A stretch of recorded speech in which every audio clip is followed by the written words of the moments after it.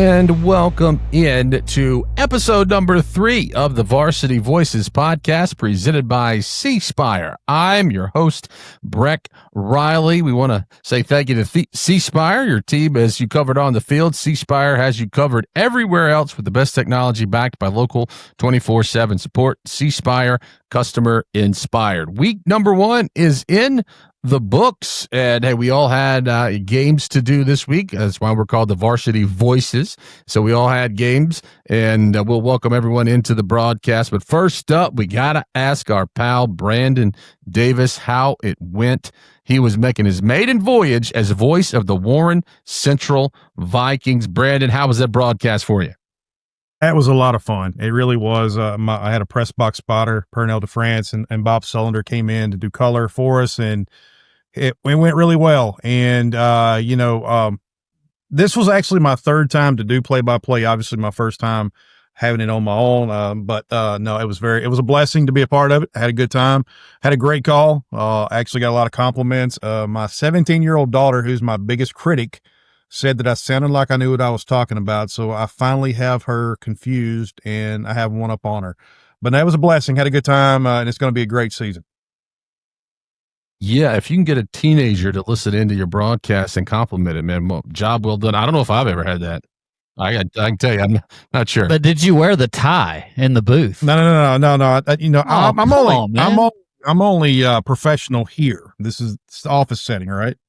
That's what it is. Well, Jared Schatz, you were on a call as well. You had Northwest Rankin and Germantown. So for your call, how did everything go this week? Well, I think we made it on the air. I don't know. I know the sideline guy didn't. We'll try again next week. But hey, I'm just glad the football season's back, baby. Yeah, it's not a week 1 without some kind of hiccup when it comes to a broadcast, right? I mean, it's just kind of a rite of passage that's what has to happen. Well, Jake, you certainly had a number of eyeballs and ears on your game this week. That's number 1 and number 2. So besides the result on the field, how was the broadcast kicking off the 2025 season? Oh, the broadcast was great. I felt like we did really good. I felt like, our team, I always tell everybody, we have a great team at Brandon, and, we just get the opportunity to come in and put on a headset and call a ball game, and they do a great job production wise, radio side, live stream side. But I got to go back to Brandon real quick. Did you say y'all have a press box spotter? Yes, I do. Because we don't have that at Brandon, and we don't have it at Hines either. Yeah, I do. And what I did is I saw it on YouTube, and what we do is I got this little whiteboard here, and I tell him to watch the field. And when he sees like a team, let me erase this really quickly. Yeah, you got all the bad words off of there. Yeah, what I did is like if I'd have like WC and then Clinton, and if I said, if somebody from WC made a play and somebody from Clinton made a play, we'd do that right there. And so I would know to look over on my roster to make sure and just, looked off the number that way. And it was so smooth. So kudos to Pernell. He is an alumni of Warren Central, played for us, and he'll be with me all season doing that. So we had a great time. Very nice. Yeah, that's cool. We don't have a spotter for Kosciusko. Kosciusko did go well. No problems there. They had us on top of the press box at Neshoba Central. And luckily I knew the AD. The AD used to be the baseball coach at Kosciusko, so he took care of us. Even got us nice parking right over in the bus barn. Just parked at the bus barn right behind the stadium there. So that was fine, other than being on top of the press box, which it could have been worse. If it was how it normally feels in Mississippi on August 29th, we would have cooked on top of the press box. But obviously you guys know that it didn't feel too bad outside this week. And so being on top of a press box wasn't too bad. But we don't have a spotter either for Kosciusko. For Holmes, we have a spotter on the road. Jared, JR, good old JR Hall. Good guy. Right? Does PA. I think he still does PA at Ridgeland High School. And for away games for Holmes Community College, he is our PA. And he does what Brandon has. He has the little dry erase board, and he'll write down the numbers, and he'll know. Or if he has, he brings like a little handkerchief, and if there's a flag, he just waves the flag, waves the handkerchief like that, so I'll know that there's a flag on the field. So we're giving up some of our broadcasting secrets here. Yeah, here on the show. But hey, we do have a good show for you today. We're doing our overreactions because it's week 1, right? The sky has fallen for your team, right? I mean, it's the end of the world because your team lost, right? So we're doing instant reactions and overreactions for games across the state, and then we are going to name our player of the week. We told you in the previous episodes that Farm Families of Mississippi is going to present a player of the week, and then in the second half, we'll take a look at some games for this upcoming week, some big games throughout the state, some of the games that we'll be following and we'll be calling on the radio or on a video stream. And then at the end, we will give you our picks for 7 games of the week. So that is what we have in store for you this week on this episode of the Varsity Voices podcast presented by C Spire. And remember that our pregame is brought to you by Oxford Falls and Sizemore Catering. Free shipping on all orders over $100. And I saw some Oxford Falls this week at a grocery store here in Kosciusko. I was going around because it was the first weekend of college football, right? I had to go get a number of things. I had to make all my snacks, right? And then right there on the sauce shelf, there was some Oxford Falls right on the top shelf, not the bottom shelf, on the top shelf, because that's how good Oxford Falls is. And you can check them out at theoxfordfalls.com. So without further ado, we're going to take a break, and then we're going to kick things off with the first quarter. This is the Varsity Voices podcast presented by C Spire. Elegance is in the details. Pine Straw America's premium longleaf pine straw subscription ensures your landscape stays pristine season after season. Precision edging, flawless installation, because your home deserves nothing less. Pine Straw America. We don't treat cancer, or design breathtaking buildings, or slow cook the town's most talked about barbecue. That's all you. You're the ones who create and astonish, game and laugh, who come together and imagine a safer, more connected world. The things you do inspire us every day, so much so it's right there in our name. Customer inspired. C-Spire. Inspired by you. Delicious, savory barbecue doesn't happen by accident, and great wings don't happen by accident either. Whether you're heating up the smoker or firing up the grill, the award-winning crafted in Mississippi finishing sauces and marinades of the Oxford Falls makes every meal a masterpiece and every bite unforgettable. The Oxford Falls helps make every mouth-watering meal one to remember. Shop now at theoxfordfalls.com and get free shipping on orders over $100. Smith turns and hands to Mikael Hogue, who's got room to work, spins at the 2 and works his way into the end zone for the Jaguar touchdown. A nice 10-yard touchdown run by the senior running back Mikael Hogue has extended the Madison Central lead to 19-6. And welcome back into the Varsity Voices podcast. There's kickoff. There it goes right there. It's time for our first quarter presented by Mississippi Sports Medicine, your go-to team for orthopedic care in Mississippi. And we're doing what everyone does in, the first day next week after a big, weekend. We're overreacting to what we saw this past Friday night. Instant reactions and overreactions show. The big one in the state, everyone's reacting and overreacting to, is Tupelo and Brandon, the rematch of the 7A state championship game. So we got Tupelo with the 36-15 win over the Bulldogs, and Mr. Wimberly, Jake, was there. So Jake, we'll throw it to you, and you could tell us all about this ball game. It was a sloppy game. It was a nasty game. There was turnovers on both sides of the ball. I mean, you're talking about a ball game that was a 7-2 ball game come halftime. Brandon was up 7-2. When you look at that game, this is a game where J.J. Hill played quarterback. Tupelo kind of, ushered in their inner West Point, shall we say, J.J. Hill, along with Kalen Bobo and a couple other tailbacks, and they ran the football. I think they only threw the ball 5 to 7 times in the entire game with like 2 completions. But it's a ball game that, was kind of the tale of two halves, and where missed opportunities Brandon had that they missed, and then Tupelo did not. And you look back at this game, Brandon was up 7-2. They missed 2 field goals in the first half. That's a total of 6 points. Tupelo had muffed a punt, and then Brandon took over inside their 20 and then gave it right back on a fumble. So there's a lot of opportunities Brandon missed. Where Tupelo did not miss was in the second half. This game really came down to 4 series in the second half. Brandon was driving at the 50-yard line in the third quarter. They fumble the football give it to Tupelo in the middle of the third. Well, Tupelo takes it down in about 4 plays and scores. They take an 8-7 or 9-7 lead in that ball game. Then coming right back, Brandon held them three straight plays. They punted to Brandon, and it hits the return guy literally in the ankle, and on a crazy bounce. They get the ball there. They score in 3 plays, and then two interception returns back to back. Slade and Shack threw 2 picks that went back the other way. They had 30 points unanswered in about 5.5 minutes. And then that ball game was pretty much over. Look, you got to credit Tupelo. They're very good. Defensively, they're as good as you thought. Brandon is going to be good this year. We'll see what happens. Tyson Robinson leaves that ball game with an injury. They'll play Madison Central. We'll get to that later on in the podcast. But you had tip to Tupelo. It's going to be very, very interesting to see how teams play them and how they continue to play with J.J. Hill at quarterback. Yeah, and a tip of the cap to Brandon Davis and Speaker of the House Jason White. They were the only 2 in the pick'em this week to take Tupelo. I thought, in my picks, I was thinking, Tupelo a little bit too much distraction, and with the quarterback situation, but they came to play, and so kudos to Brandon Davis and, as I said, Speaker of the House Jason White.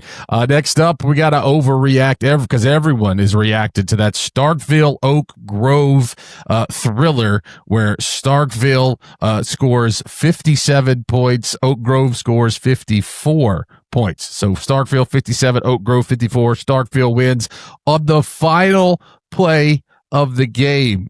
And Jared Schatz, we go with our pick'em. Jared Schatz is the one that kind of called that. I think he's the only one that took Starkville in the pick'em this week. So Jared, what's your instant react to Starkville and Oak Grove? Well, I was really taking a swing at it with Coach Carr pulling an upset on Coach Causey and Oak Grove in week number 1. That was the one. You know how this pick'em goes, man. You just got to take a swing sometimes and hope you're good at it, and hopefully the dominoes fall. But I didn't really know that they were going to go and win it right off the bat. I said that they would upset some teams, could possibly stay home for a state championship. Wow, you talk about ahead of schedule, but that's how much I believe in Coach Carr from what I saw a year ago at Clinton. So the fact that he's already got these guys clicking on all cylinders. I mean, how about Kingston Johnson, the quarterback? I mean, just absolutely tremendous. 23 of 37, 486 yards, 4 touchdowns. He had a 70-yard bomb. And then running the football, he had 16 more carries, 113 yards, and 2 touchdowns. I think this will be one of many times we probably mention his name in the podcast this year, but incredible. I mean, just for all these kids to have Coach Carr come in, learn his system. I told you so. Where's my sign, Brandon Davis? I told you so. I mean, Coach Carr is that good. I need to borrow it for just a minute. So, hey, I didn't get a lot right this week, but I got that one right. And if they can get that defense lined up, Jared, in Starkville, look out. Especially with the situation, with the quarterback situation in Tupelo. And we talked about it, Jake.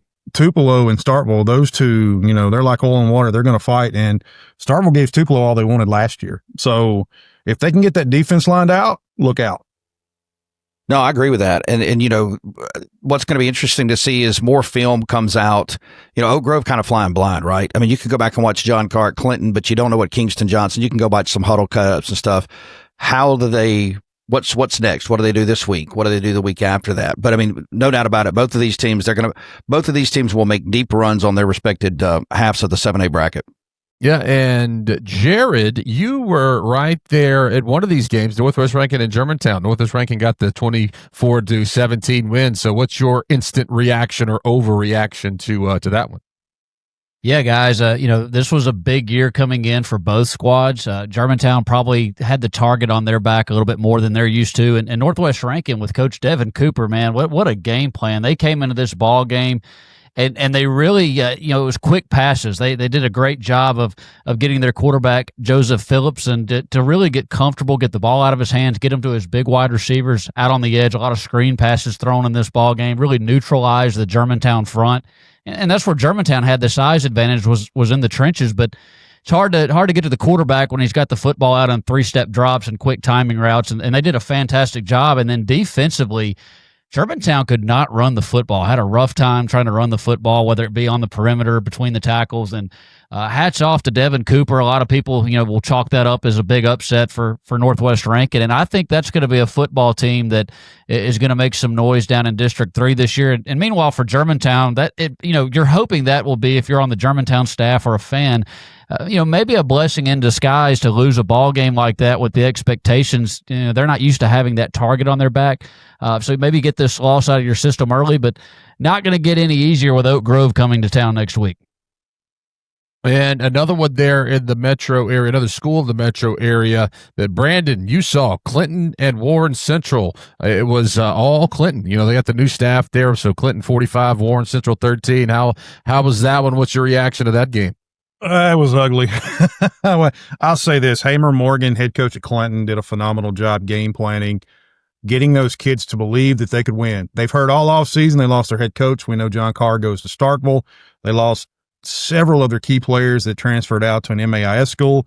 And all that Clinton has heard is what was wrong with them and what they didn't have. And they came out inspired. Braylon Lowry, sophomore back, 146 yards, 3 touchdowns in the first half. He really just kept them moving. But credit goes to Clinton's offensive line. Lowry would get hit at a 2-yard gain. We did a good job of hitting him, but their offensive line was pushing 5-6 yards, and it was that all night long. For Warren Central, offensively, I thought they did really well. Only scoring 13 points. You say, how's that? We had to get out of our game plan. We were down 28-0. But Javid Scott, a young man that I've told you guys about, sophomore, had 111 yards on 14 carries and a touchdown. So the offensive line only gave up 1 sack all night. So the offense looked well, and if defense would have stepped up to play, I feel like they'd had a good chance of winning that ball game. But for Warren Central, 10 new starters on defense. They need to get more physical on the defensive line. Your linebackers were making tackles 6, 7, 8 yards down the field. That means they were running away from the offensive lineman. So not a good start, but no reason to overly panic. It's like I told some people, Josh Moore going to get them back in line. But a big game this week, we will be going over to Pearl, playing another physical Pearl team. So I'm anxious to see the corrections that have been made.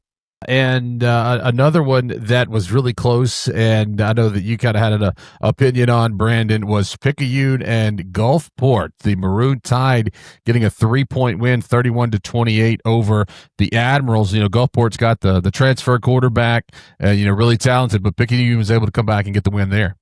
I'm a big Cody Stogner fan. I've followed West Point. Well, excuse me, not West Point. When they played West Point in the state title game, so I always keep up with the Maroon Tide. And this was a playoff type field ball game, very tight game. Back and forth. Gulfport actually led 21-13 at the half. So they Picayune battled throughout the game, and is just really what it boiled down to. Was, Picayune scored 15 points in the fourth quarter to really take over the game. And it came down to the run game of Picayune. They just all night long would just continue to lean and beat on that defense of Gulfport. They were finally able to get them to crack. Gulfport did have a shot to win this ball game. They threw an interception there late with about under a minute to go. But again, this had a playoff type feel, and it was kind of one maybe flew under the radar of being down on the coast, but credit Picayune's offense and defensive lines. We talked about them. We knew they were going to be good, and they really stepped up when they were needed on Friday night. Yeah, and we're talking about all of these teams, and the best teams know how to get even better. You can see how C Spire constantly enhances their wireless fiber and internet and business solutions for you. C Spire, customer inspired, a presenting partner of the Varsity Voices podcast. Another fun one that we had this week was up in the Golden Triangle, West Point and Louisville. I had that this week as a close game. All of us picked West Point to win that one. I thought it would be a 21-20 affair, but it was a 9-7 win for the West Point Green Wave, getting a field goal there late in the ball game to win it. And, we had talked about Louisville having, bringing back not quite as many starters, but one thing around here in Central Mississippi that's been the talk is that Louisville defense is stout, and you showed it right there, holding the West Point Green Wave to only 9 points. Zayden Jernigan, the good running back, he got his. The only touchdown that Louisville had was from Zayden Jernigan. I think he broke about 5 or 6 tackles running in there to get it, but that's what Zayden Jernigan does. So that was another big game there. A few other games to mention. That we want to talk about. Madison Central didn't have much problem with Pearl, 20-6 in the rivalry down in Hattiesburg. Petal, no problem with their crosstown rivals, 50-28. West Jones and Laurel, another one there in the South Mississippi and the Pine Belt, with West Jones winning that one 20-9. I believe it was something only like 4 first downs in the second half for Laurel. Tootie Lindsay and the Mustangs doing what they need to do. And here, how about an upset? DeSoto Central upsetting number 10 South Panola 42-39. That's a big upset there, just because DeSoto Central, a relatively new school, right? They've been around 20 years or so, something like that. It's a baseball school, right? Yes. I mean, no, not taking a shot out. That's what they're known for. Yeah. And they beat the University of South Panola. So what? That may be the biggest win in their history. Yeah, it could be. Yeah. Well, here's the thing that stuck out to me. This for DeSoto Central, 55 rushing attempts, 408 yards. Okay, against South Panola. All right, Cade Rogers from DeSoto Central on 31 carries, 233 yards. You talk about overreaction right there. I mean, you could say, what the heck's wrong with South Panola? That was mind blowing to see. First off, seeing DeSoto Central win that game, and then seeing how they won that game. That was amazing. And another big one here, you got Clarksdale and Cleveland Central. Clarksdale, Jake was the one that said, kind of like the Nebraska of high school football. Not sure what you're going to get. And of course, they're coming back down to 4A. And Cleveland Central is one of the, if there's anyone that can challenge West Point in 5A, you look at a Cleveland Central along with the Holmes Central, and Clarksdale getting a 2-point win over Cleveland Central. That's pretty big, 26-24. So those are our reactions. Unless there's anything else, any other overreactions you guys want to talk about here after week 1? Is the sky falling for anyone, or is it still anybody's game? I would say this: the Parklane Academy win over Jackson Prep. Guys, that is the first win for Parklane over Prep since 1995. Prep has beaten them 31 consecutive times. I don't want to say it's panic time for Prep, but I think it was 4 returning starters off that team from last year. We knew they would have to grow up fast. What a huge win. I mean, the hype at Parklane is real. I mean, we talked about that in our preview show. I'm not panicking if I'm Prep, but there's something that's got to change. I mean, they're 0-2. That's something to keep an eye on. I tell you one that I've got that was in my crosshairs. I had JDC, Jeff Davis County, is my team in 3A football. Lance Mancuso, I love him. I think he's a great coach. MRA beats them 47-6. Like, what? I mean, I didn't see that coming. I didn't either. I mean, somebody like JDC that's able to control the line of scrimmage. They have a veteran offensive line. They have good backs. They run the wing tee. And then, MRA, is MRA's defense that good? I mean, that's kind of a question, being able to shut them down like that. So that one really, that surprised me.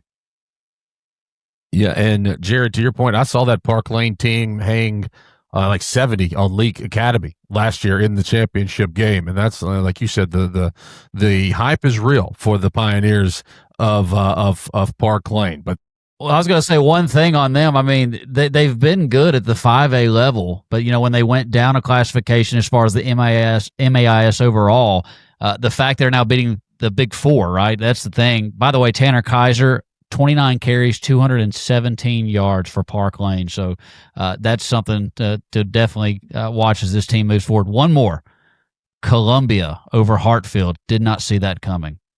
Yeah, that's a big one. That, it was a close game. Hartfield obviously with back-to-back champs in the MAIS, but Columbia's a power down in South Mississippi. They got a new coach, sort of a new coach, right? Legendary coach coming back. So that is a big one, and maybe that the MHSAA can pump its chest a little bit now because the MAIS has gotten the better of them in the past few kind of marquee matchups there. But that's our overreactions for most of the bigger schools.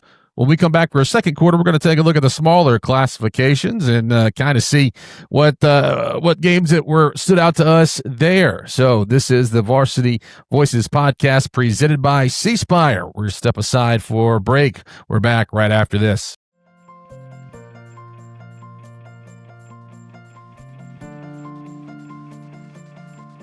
She had a good coach that pointed her in the right direction, and we were able to get to her quick enough, and she's young and healthy enough that she's going to have a great outcome. I would say the biggest difference is just how Dr. Moss explained everything. I went into my second surgery knowing exactly what after surgery was going to look like, what during surgery was going to look like, and it just made me feel a lot more comfortable and confident with my outcome. When it comes to choosing energy for your family and your home, make the smart choice with natural gas from Atmos Energy. It's efficient and reliable energy that's essential for today and generations to come. You can count on affordable natural gas to help you save money and keep you comfortable while fueling your dream home. So make the smart choice and talk to a builder today about including natural gas. Together, we're fueling our energy future. Atmos Energy, your natural gas company. It is clutch time. Time to deliver.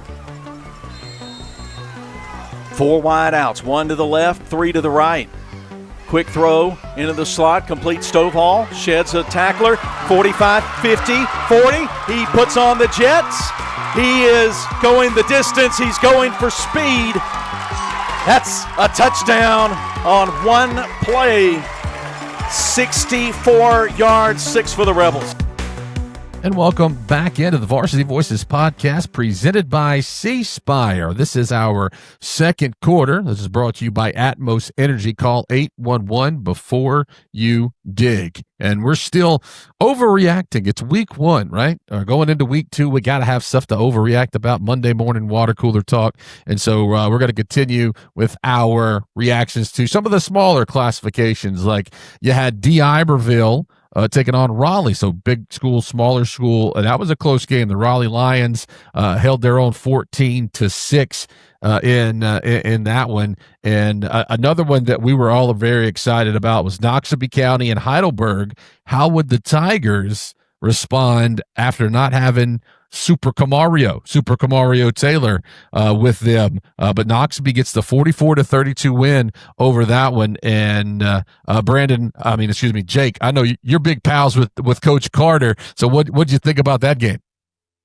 Not shocked that Noxubee got the win. I mean, that's look, we love Heidelberg. They're just playing up a classification here. And I think what you'll see is both of these teams, Heidelberg, they're going to be the class of their class. And then with Noxubee County, I mean, look, they're not going anywhere. We know that the way that program is run, we know what Tyrone Shorter has done and coaches before him and just what that program means. So, to see a shootout, in this ball game, not surprised with talking 76 total points. So I'm sure that was a fun game to watch. And look, Heidelberg's going to be fine.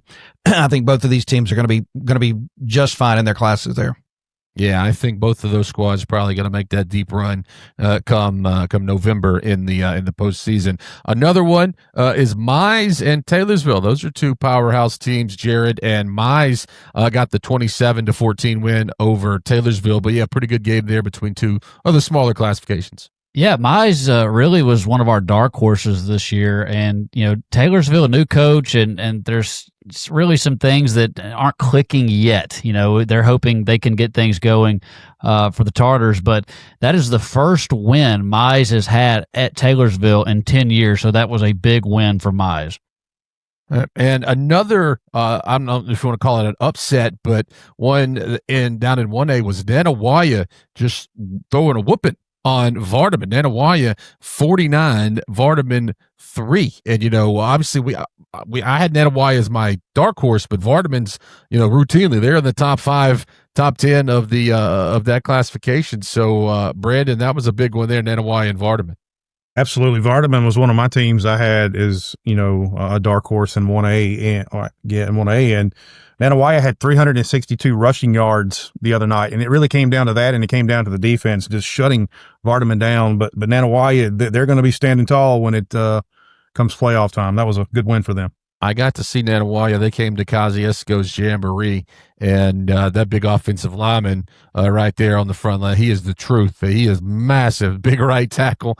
He is huge. And so, Nanih Waiya going to make some noise. Another one that I got to see personally was Kosciusko and Neshoba Central, 49-7. Kosciusko had nothing, and the 7 came in a running clock situation when there were some younger guys on the field, and Kosciusko didn't have any problems. Over 500 yards of total offense. Neshoba just 105 yards of offense. So as impressive as Kosciusko's offensive performance was, defensive performance is pretty impressive as well. And then another one, tip of the cap to a big fan and a big friend of the show. That would be Junior Graham up at Ethel. Ethel goes and beats a 3A team. Ethel 38, JZ George 6. Junior Graham's first win at his alma mater. How about their defense? Had 5 sacks and 8 tackles for loss. So congratulations to Coach Graham and the Ethel Tigers. And then in the MAIS ranks, you had Leake Academy, Simpson Academy. These teams have played 3 times in the past 9 months or 10 months because they played each other to end the regular season last year.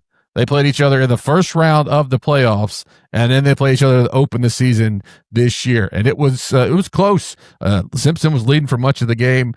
George Wilcox gets along by a 70-yard touchdown pass in the fourth quarter, and Leake goes on to win it 29-26. So those are some of our reactions for some of the bigger games in the smaller classifications. And now we'll move on to our Player of the Week. As we told you through some of the podcasts, Farm Families of Mississippi is going to name a Player of the Week each week, and they're going to get a special shirt. We'll send to them in the mail. And we have a number of honorable mentions, I should say.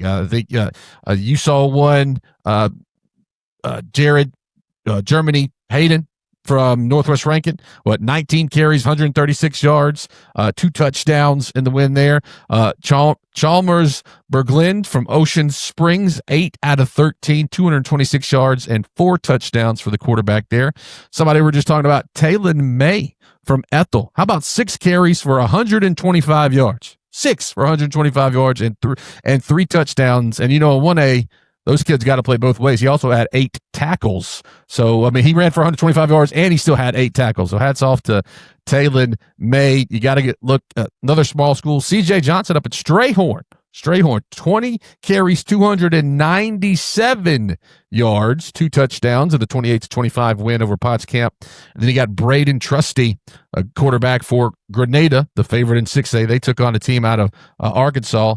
Grenada, Trusty went 13 out of 16, just 3 missed passes, 219 yards, 4 touchdowns, 3 passes, and 1 rushing touchdown. But all those are good numbers, and you're scratching your head. Well, who can do better than that?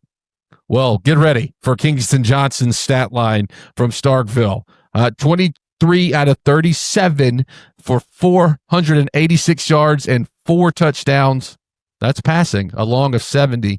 And then for rushing, he carried it 16 times for 113 yards and 2 touchdowns. He had a long of 57. That accounts 599 yards by himself and 6 touchdowns. So your Farm Families of Mississippi Player of the Week is Kingston Johnson from Starkville. Farm Families of Mississippi. Mississippi needs farmers. Guys, have you ever seen a stat line like that? We've seen them. They're not common, right? We've seen Cam Akers put up stats like this. We've seen some others, but look, guys, they threw the sugar out of here, so I'm drinking unsweet too. So I'm not going to sugarcoat. The rest of these other stats are really nice. What Kingston Johnson did, that is an amazing, amazing performance. And to do that in his very first game in the state of Mississippi against Oak Grove in a 7A matchup under the lights. Wow, man, this kid is the real deal.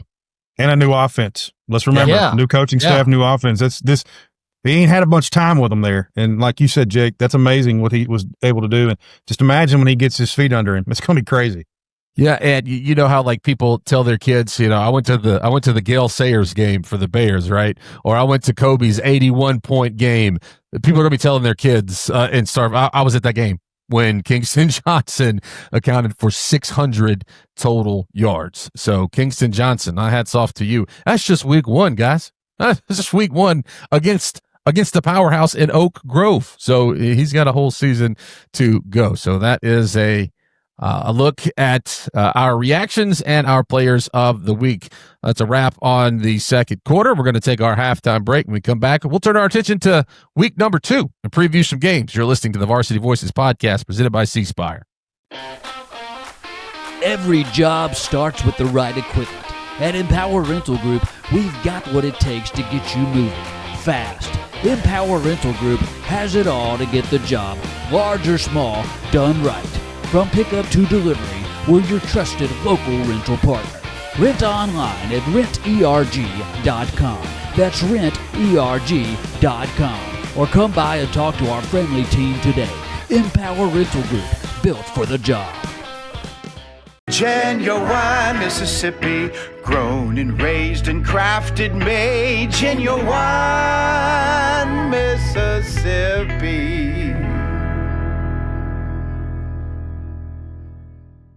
Third and 6 from the 40-yard line. Sure you're ready for this? He takes a snap, drops back. What's the right situation for a flea flicker? They should have been in nickel defense. There's a nickel and a dime? Now for a proper bull rush start from 3-point stance. What a disastrous play call. Ready or not, here we go. Hey, Dad. You can call me Coach.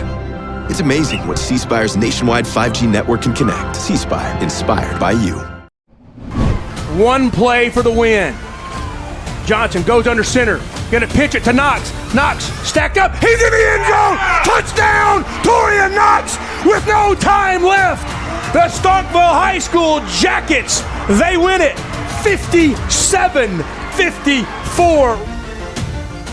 And welcome back from halftime to the third quarter of the Varsity Voices podcast presented by C Spire. If you want game-changing technology, then you need C Spire on your team. 5G wireless, fiber home internet, and best-in-class business solutions. C Spire, customer inspired. We want to remind you that also that our third quarters are brought to you by ERG Empower Rental Group. You deserve a better rental experience. You can rent ERG.com. And I know some of our guys here this week are hoping they have a little bit better experience watching their team this week when it comes to the on-the-field product, and that's where we're going with the second half, as we're going to start looking at some of our the games we are going to be covering this week. So, yeah, guys, so I'll just throw it out to you. Say go with Jake first. Jake, talk to us about your game this week. You got another big one, Brandon and Madison Central. Yeah, Brandon, Madison Central. This is that Madison County, Rankin County rivalry. This is Brick City and Madison versus everything that goes on in downtown Brandon. So this is always a big matchup between these two schools, these two kids. And, you look at two programs that are built very similar, with the Big Blue over at Madison Central, the big club at even down to fundraising over at Brandon. So I think for this week, though, the home team has been, very successful in this matchup over the last, 7 or 8 years. Brandon got the win last year at home. Madison Central got the win 2 years ago, and you can go back and forth. So, for both teams, Madison Central, again, with a big win over Pearl, they're still very young. Toby Collins talked to me about that and talked to probably some of you guys about that early in the preseason about how young this team was for Brandon. Going to be probably without Tyson Robinson. They've got some players out, so they're going to have to grow up in some other positions quickly. This is a big, big ball game for both of these teams. Madison Central trying to get to 2-0, and Lance Pogue trying to get to 1-1 in his first year at Brandon. Yeah. So, Jared, what about you? You got another marquee matchup as well. Yeah, Germantown-Oak Grove, guys, and I don't think either one of these teams thought they would go in 0-1, and it's shocking that the losers are going to come out 0-2. A lot of expectations on Oak Grove every year. Germantown's trying to get up there with the upper echelon of the obviously 7A football in District 2. But how about the storyline behind that is Drew Causey. That's where Coach Russell Mitchell came from. He was the offensive coordinator there at Oak Grove, and now these two are going to go to face off against each other for the first time ever whatever. So that should be a very intriguing matchup. Oak Grove's thinking, what do we have to do after scoring all those points against Starkville? Meanwhile, Germantown's just really trying to figure it out, hoping they can get healthy, especially at the running back position. But I expect Kellen Hall to have a big ball game for Oak Grove, and I think Germantown's going to come out much better than they were last week. And Brandon Davis, you're going to be going with much like Jared, two teams that are 0-1 on the season. What are you looking for in your game this week? Well, I'll tell you what, this is a rivalry that most people don't consider or think much about. Pearl and Warren Central go way back to Little Dixie days, and it is a slobber knocker when these two get together. Think of the days when John Perry was coaching there. These are always tight ball games, and it comes down to physicality. Pearl's going to have a physical offensive line. I really love their quarterback playing Jack Durr, coming back off that knee injury he had last year. Always have big backs. They always have, those little scat backs that they throw out in the flat, and they can do a lot of damage to you. For Warren Central, I wouldn't say that this is any type of a must-win game, but this is definitely a must-improve. What I saw last week against Clinton really concerned me with the defensive line. And it goes back to the first week. Well, I say first week, to the exhibition game against Brandon. And you're thinking, well, that's just Tyson Robinson and a great offensive line for Brandon. And it was, don't get me wrong. But when you see how it carried over into Clinton, that was very concerning. And I know Josh Morgan's concerned about that. I'm kind of excited to see what the change-ups that he makes. Is he going to go to a 3-man front from the 4-man front, and what's going to happen? And then I want to see that offensive line of Warren Central up against a very talented front seven from Pearl. So a lot of wait and see, I guess, this week. And like I said, this is not a must-win game. You obviously don't want to go 0-2, but it's definitely, we've got to improve. So I'm excited to see how this plays out. And we're going to welcome in Caleb Hamill, who's normally our producer, talking in our ear, but he is down in the Hattiesburg area and in one of the best games in the state, one of, if not the oldest rivalry in the state, or the most played rivalry, Hattiesburg and Laurel, the battle for the Little Brown Jug. Caleb, what are you expecting out of this one? Yeah, guys, it's the 104th edition of the Little Brown Jug game, and in fact, it's 104 years consecutive, dating all the way back to 1922. Hattiesburg's had the better end of Laurel the last 3 years. They've taken 3 wins in a row.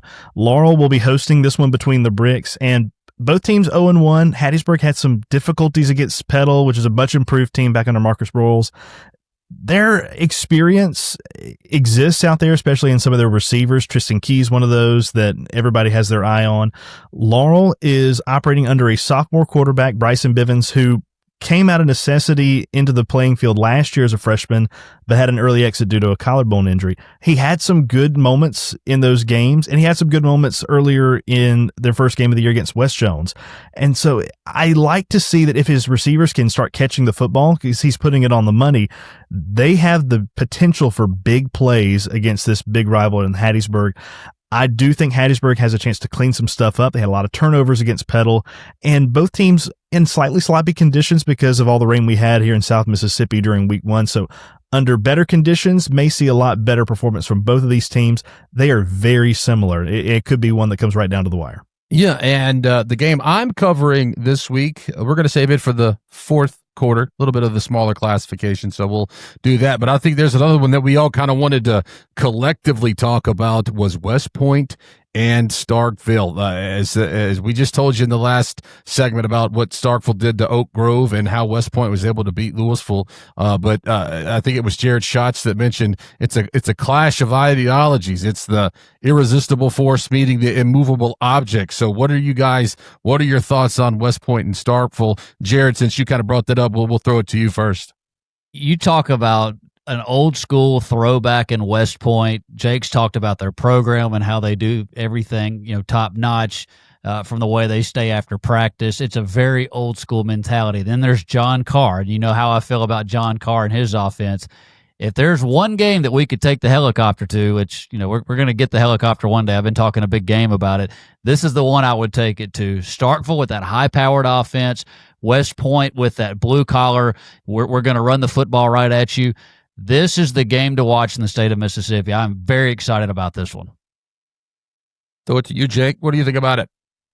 I'm looking forward to this one. I'm like Jared. I wish you had that helicopter so that we could get there this weekend. We're working on it.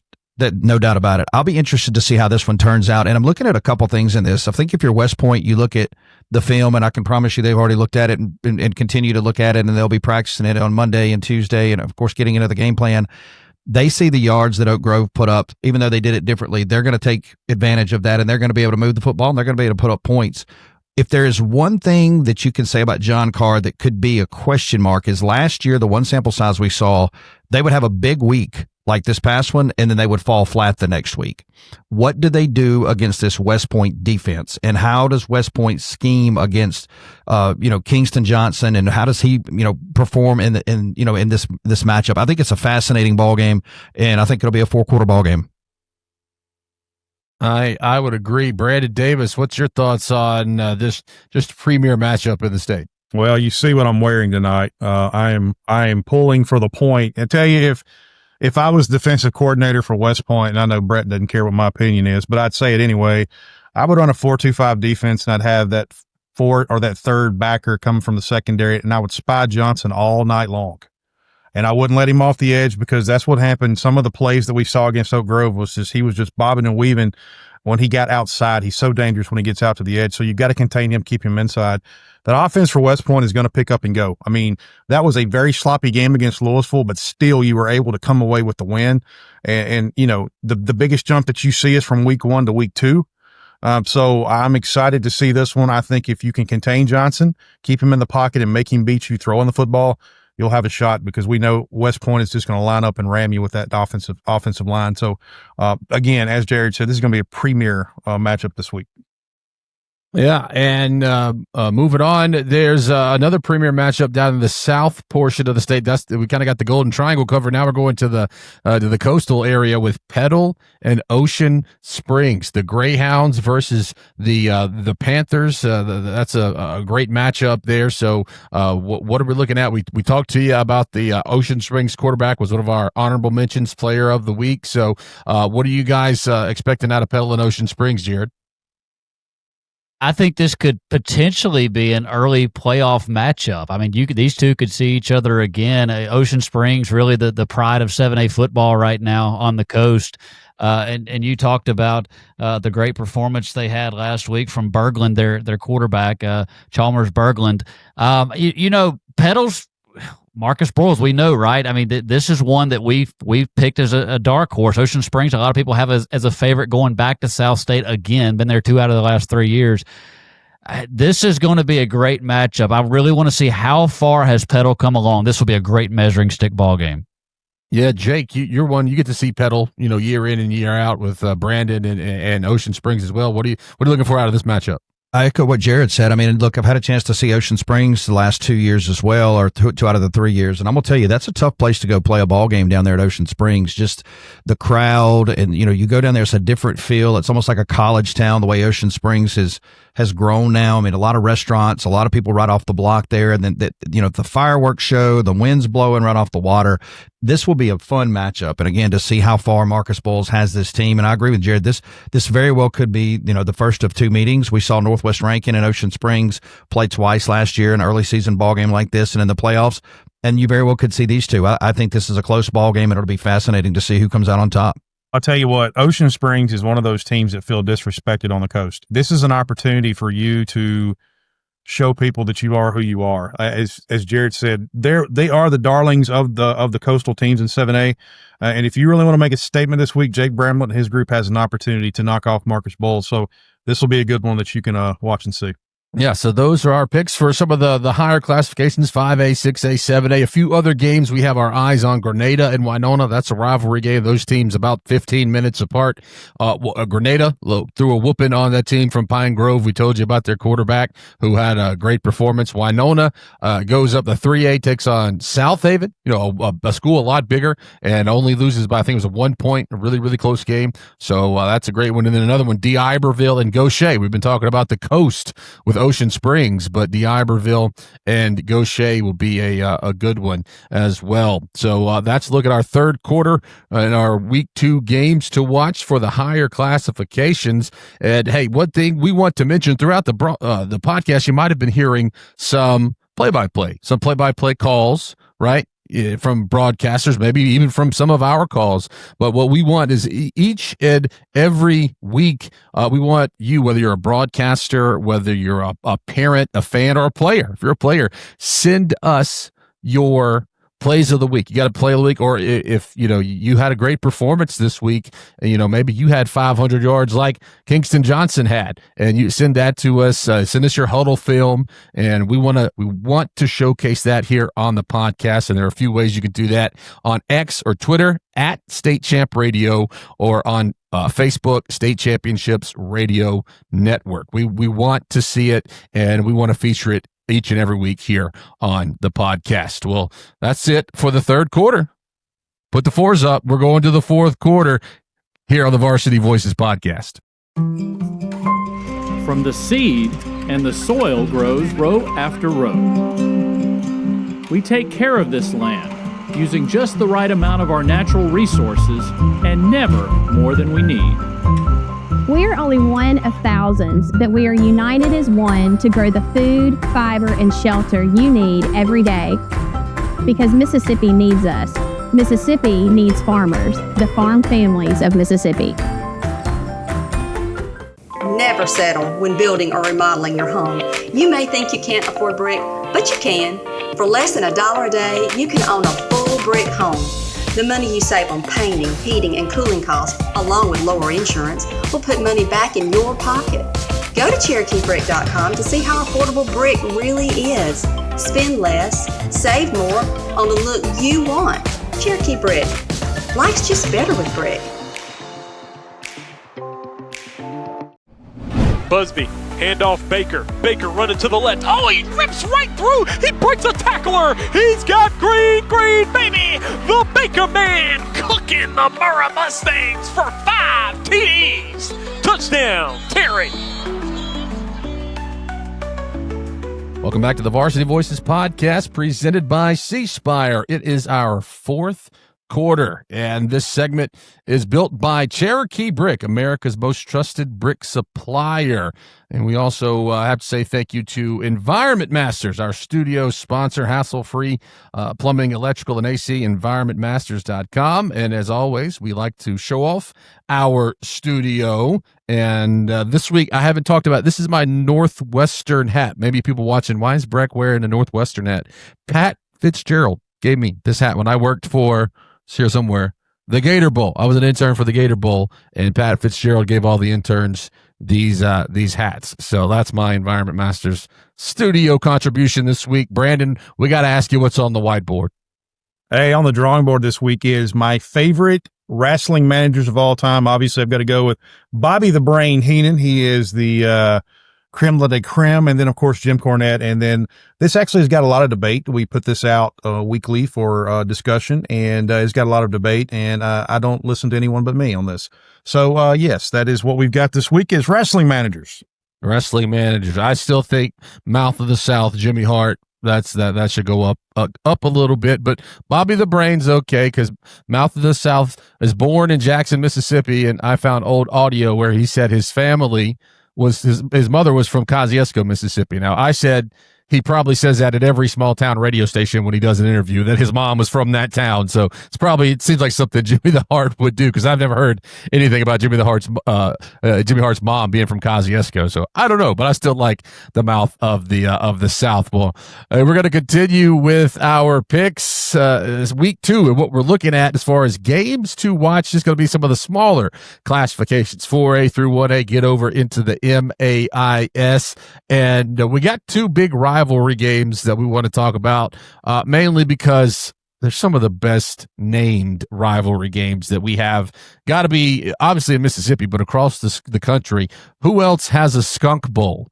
And Jared, I know you know a little bit about the Skunk Bowl, Booneville versus Baldwin, and hey, Baldwin defending 1A state champs, so they got a little bit to brag about. But the Skunk Bowl is a great name. Yeah, Skunk Bowl. I mean, how do you earn the Skunk Bowl, right? Well, a few years ago, for those that don't know, a skunk did wander onto the field, and this is on video on YouTube. You can look it up. a skunk wanders on the field and the whole play starts scattering. I think I would too. But I don't remember who won that ball game, but yes, that is how the Skunk Bowl was born, only in Mississippi, right? But yeah, I mean, these two have been tangling for a while. This will be the 71st meeting between these two schools. They are knotted up at 35 apiece. So this one's got a lot riding on it. Right now, Booneville coming off a tough loss. They were blanked in their opener, 35-0, and Baldwin is 1-0. But yes, 35-35 in the Skunk Bowl series. So something's got to give, right? Yeah, that's awesome though. So something's, as Jared said, something's got to give with the Skunks. But also we go from the north portion of the state all the way to the Mississippi Gulf Coast. Up there, they're dealing with skunks. And down on the Gulf Coast, Brandon, they're dealing with crab traps. So when you're looking at that, what is it? St. Stanislaus and Bay High this week with the crab trap game, Brandon. Yeah, just probably the best name. I think one of the best names. Skunk Bowl is pretty good too, but you've got, Bay High playing St. Stanislaus. These are two teams that aren't very far from each other. You've got, obviously you've got Bay High that's down in the Bay St. Louis area, and then Bay High obviously is in Bay St. Louis as well. So these are two teams that they know each other extremely well. It's almost like what you see at Vicksburg, Warren Central. They go to church, they shop in the same grocery store. It's a very tight group down there. Both teams coming off bad losses last week. Forest County AHS beat St. Stanislaus 39-3, and then Pearl River Central beat Bay High 49-0. But when you have any type of a big rivalry game like this, records are thrown out the window, and it's going to be a lot of pride. So it's always a fun game down there, and be curious to see how that one plays out. Yeah, I'm not from the coast, right? Central Mississippi, so I'm not familiar with exactly what a crab trap looks like, right? And, I know what possum traps look like, raccoon traps look like, but a crab trap, that's something new to me. That'd be a fun game to go to. But we'll look at elsewhere around the state, and another big game we want to talk about is West Marion and Columbia. Columbia last week with the big upset win. We call it an upset win over Hartfield, who had won the past two MAIS titles. We talked earlier in the podcast about Columbia having a coach coming back. Chip Belderbeck has come back home. And so Jake Wimberly, I think you wanted to talk a little bit about West Marion and Columbia. Yeah, you look at this ball game between these two teams. They are very familiar with each other. Columbia leads the series 36-17 all time. Last year, Columbia won this game 38-6. You look at West Marion, a football team who, got out on the quick hoof this past week. They beat East Marion 49-22. So, this is a big rivalry. You look at Columbia, you mentioned Chip Bilderback and what he had, Columbia in that championship ball game a couple of years ago, and he's looking to do that here again. So this should be a fun ball game here in South Mississippi as, Columbia going for their 37th win in this series, and West Marion trying to grab their 18th win. Another big game is a 1A, 2A matchup is going to be, or 3A matchup, Nanih Waiya and East Webster. And so that's a big one. Nanih Waiya with the big win this past week over Vardaman. Brandon Davis, tell us about the Warriors versus the Wolverines. Hey, Nanih Waiya, we talked about that. They are a big time program. They have a Division I lineman on their team that just looks the part. And, like I said last week, what they did to Vardaman really surprised me. But, I was surprised, Breck. East Webster and Vardaman have only played each other 7 times. And I thought that being as close as they are, they would play a little bit more. And I think the last time Nanih Waiya lost that game last year, 41-6. So East Webster, great program. Obviously they play good football up there. It could come down to depth. What you're going to see, East Webster's going to have more depth than Nanih Waiya, but this will be a fun one to watch. Yeah, and another one that we got to talk about is I got to throw some smack out to Jake Wimberly here. Poke my chest out a little bit. Kosciusko is taking on Florence, and if you didn't know, Kosciusko's my alma mater, and Florence is where Jake Wimberly went. I said, I got a little something for Jake. If Kosciusko wins, I'll mail it to you, and you can wear it next week. But hey, Florence, they got a win last week over Richland, sort of a rivalry game. And I think that's the first year they kind of put that game back together on the schedule. And Kosciusko got the big win over Neshoba Neshoba Central. And so this is a 5A. I think Chris Brooks has them, Florence as number 9 or number 10 in 5A. So a lot of expectations for the Eagles.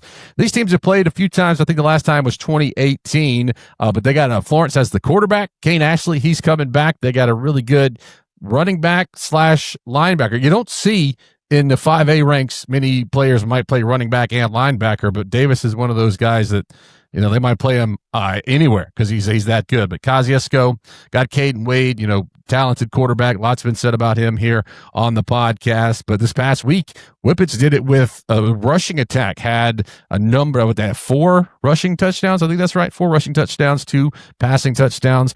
I think Neshoba Central is still trying to catch John Tavius Roundtree. I mean, he was running all over. Whippets had touchdown runs of 68, 77, and 31 yards, and they only gave up the 105 yards total to Neshoba Central. So this is a good one. It's going to be in Kosciusko, so that's one that we're looking forward to here in the central Mississippi area. But looking around, a few other games that are big on the slate.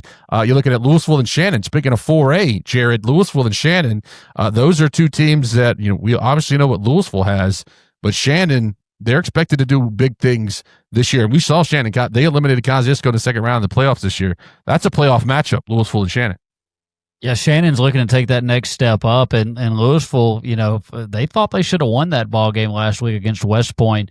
That is definitely one flying under the radar a little bit, at least in other parts of the state. But those two know each other very, very well. Louisville, not used to being 0-1 or looking up from a losing record, so they're looking to get back on track. And Shannon's got other plans. Yeah, and let's go to the metro area. There we have a couple of MAIS games we want to talk about. MRA and Hartfield. Jake, those have kind of been the cream of the crop there in the metro area for some time now. That's a big one. Oh, it's a huge one. I mean, when you look at what Hartfield's done, back-to-back, Class 6 championships. You look at MRA, they've had their share of championships. You look at what Herbert Davis and those guys. So we referenced earlier in the show about what they did down at JDC. This could probably be the first of 2 meetings between these two this year, you would think. MRA at Hartfield. And look, one of the things you can say about Hartfield too, the game day atmosphere there is so good now. I mean, what they've done, you pull up on that campus, and I mean, it looks like a big boy campus. It is a big boy program. This is a big boy matchup, and I love both of these coaches. I love these two staffs. This is going to be a fun one, and again, I think it could be the first of 2 meetings between the two. Another one there in the metro area. This is a fun game I've been a part of a few times, working at Leake Academy and Jackson Academy. We know what JA has, and we'll leave it at that. And Leake Academy, we know what they have with George Wilcox, the leading returning passer from last year. Wilcox led the Rebels over Simpson Academy this past week, but it's always fun when Leake Academy and Jackson Academy tie up. So that's going to be a fun one there at the Brickyard there in Jackson. So that's a look. Another game that we didn't get to that we wanted to mention, just going to be a big game. Bay Springs and Taylorsville. Some teams with some pedigrees there and some history, and so that's going to be a big game. But that's a wrap on the fourth quarter, because that's most of the games that we wanted to look at for this upcoming, and it's just week 2. We talked about college football having a great slate this past weekend of games. We had some great week 1 and week 2 games here in the state of Mississippi, and we got to say thank you to a couple of our partners like College Corner, locations in Ridgeland, Flowood, and Oxford. They're providing some apparel for us and some of the t-shirts and things like that, so we appreciate them. And of course, the Hilton Garden in Starkville. That's where we go. That's where we're staying for the championships that first weekend in December. So go ahead and book your rooms now, because once the teams get there, they're going to be all booked up. So we definitely want to say thank you to our partners there. But that's a wrap on the fourth quarter. But just like in every football game, there's overtime. So we'll be back right after this on the Varsity Voices podcast presented by C Spire. Fowler GMC, our customers have been our priority for over 70 years. That same dedication happens today as we offer a wide range of options to cater to every taste and budget. Whether you're looking for a luxurious and versatile SUV or a powerful truck, we have it all. Our knowledgeable team is here to assist you every step of the way, and we are committed to providing fast and courteous service. Visit us today and experience the difference for yourself. Trust, service, and selection. Fowler GMC. We chose to use Environment Masters for our maintenance needs. So I get the phone calls, it's time for your, checkup. We want to schedule you. I appreciate that. That's really helpful. Our Priority 1 maintenance program gives us the chance to do in-depth maintenance twice a year. We fix small problems before they become big problems. We change filters, clean and calibrate your system so it operates safely and at peak efficiency, all included in your membership. That's hassle-free plumbing and AC. Elegance is in the details. Pine Straw America's premium longleaf pine straw subscription ensures your landscape stays pristine season after season. Precision edging, flawless installation, because your home deserves nothing less. Pine Straw America. Welcome back to the Varsity Voices podcast presented by C Spire. It is our overtime segment, and overtime is brought to you by Fowler GMC and the drive to the championships. As Fowler GMC in Pearl built their reputation on trust, serving Mississippi since 1953. So in this overtime period, we're going to make our picks of the week. If you follow us on X or Facebook, you will see each week we release a graphic with all of our picks for our games of the week and a special guest picker. And a big thank you to Mississippi Speaker of the House Jason White for being our guest picker this past week. Let's see who did the best this week. I think it was Jared. Was it Jared and Brandon that tied at 5-2?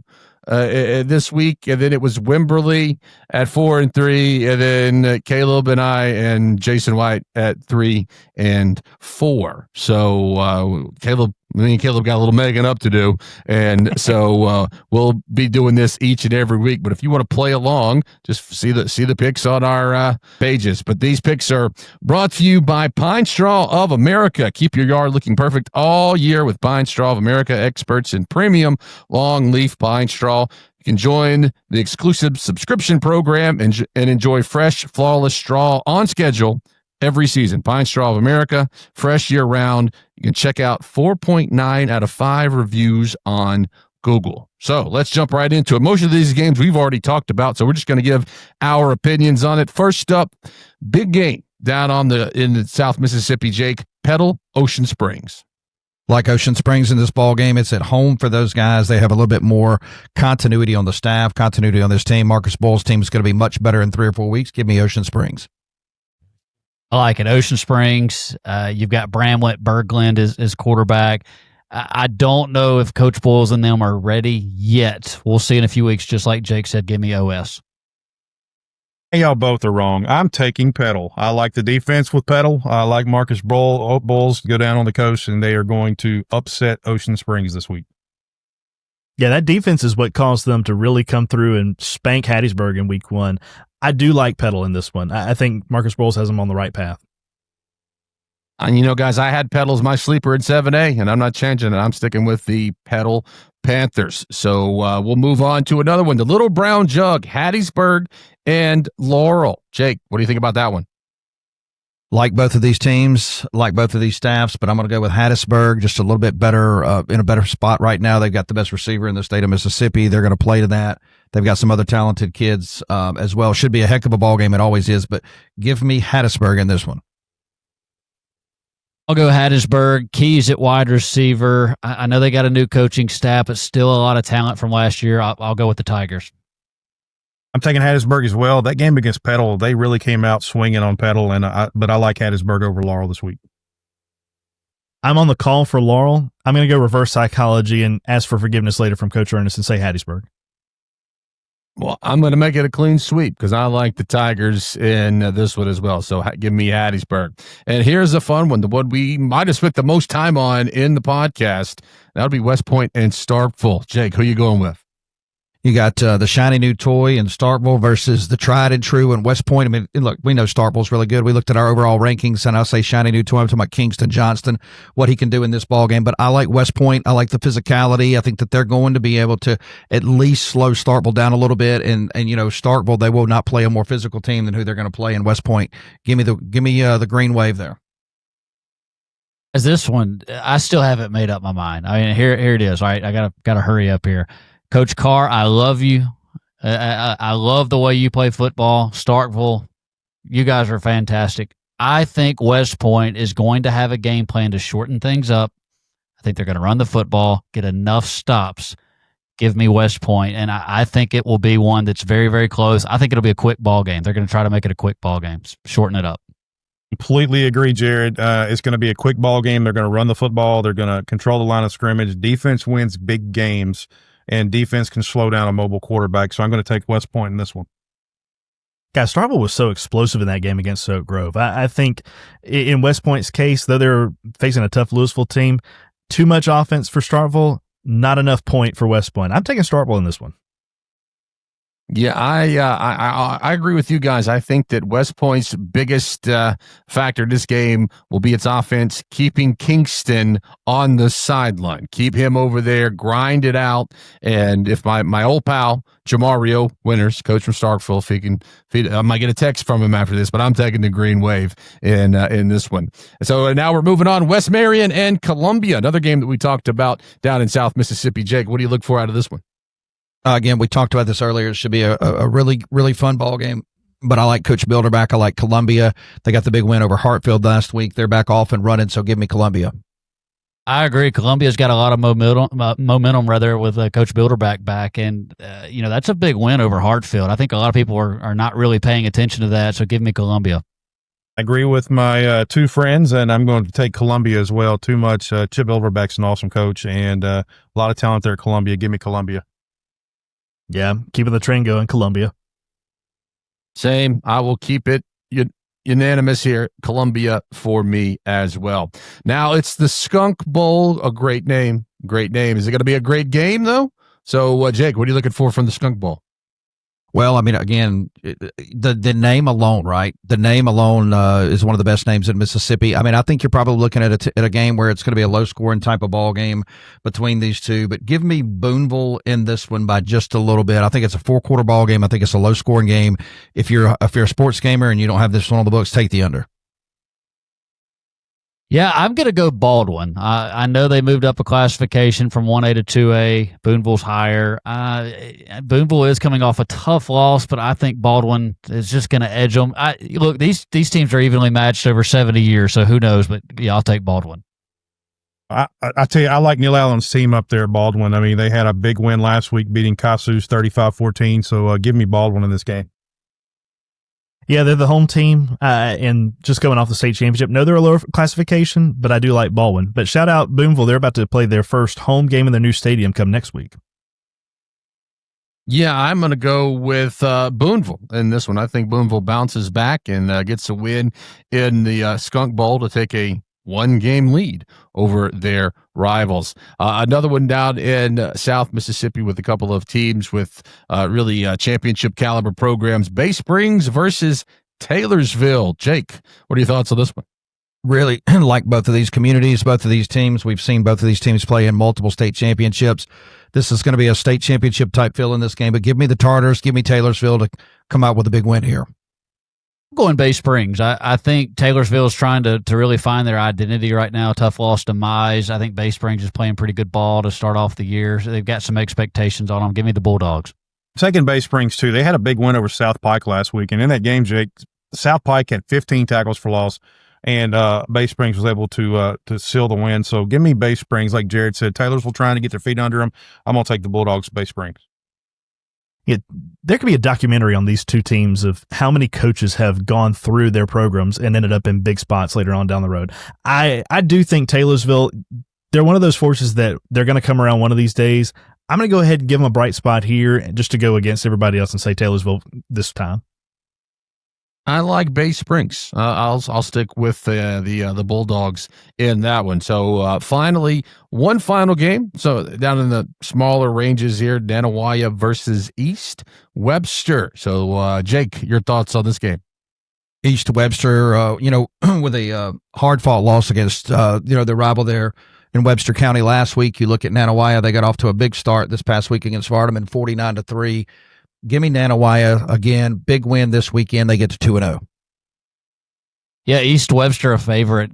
They're playing good football, but Nanih Waiya, that was really a result that made me look at this twice and say, but I'll go East Webster. I love Ron Price and East Webster. Excuse me. He's one of my sleeper teams for 2A, but I'm going Nanih Waiya. I like Nanih Waiya. I think, beating Vardaman the way they did last week, that really opened my eyes up. So I'm going to take the Warriors. I'm going to need a larger sample size on Nanih Waiya before I'm really convinced. I think East Webster's got too much good history as of recent to not go with them. So I'm going to go with East Webster. Now, I have not seen East Webster, but I have seen Nanih Waiya. They passed the eye test, so I'm going to stick with the Warriors of Nanih Waiya in this one to get to 2-0. So those are our picks, week 2 picks, and we'll also have our guest picker, celebrity picker this week. We kind of keep that a secret, and so we'll see who that is, but we'll have that each and every week. So guys, that wraps up overtime. Unless there's anything else you want to talk about with reactions or overreactions this week before we sign off of the Varsity Voices podcast. One thing I want to add is there will be some kind of consequences for whoever loses the pick'em. We just haven't decided. We may let the fans help with that. So you may want to stay tuned, but that's coming in the next few weeks. We've got a little time, but that's coming. Okay. Yeah, that should be fun. I'm not sure we want to put it up to the fans, especially the fans up in West Point that we named number 3. They might not like us. They might have us doing some crazy stuff for the loser of the pick'em. But I mean, what do you have to worry about? You've won it back-to-back years, Breck. Yeah. So I get some immunity or something, amnesty or something, right? Yeah. So that's got to be worth something, right? Getting it 2 years in a row. So we'll see. Didn't have a great week last week, but that does indeed wrap up our show for this week. Big thank you to C Spire. Fast Speed wins games. That's why C Spire delivers fiber home internet, nationwide 5G, and business solutions to help you reach the goal in record time. C Spire, customer inspired. So we appreciate everyone for tuning in this week. So for our entire crew and the Varsity Voices, this is Breck Riley signing off. Genuine Mississippi, grown and raised and crafted, made genuine Mississippi.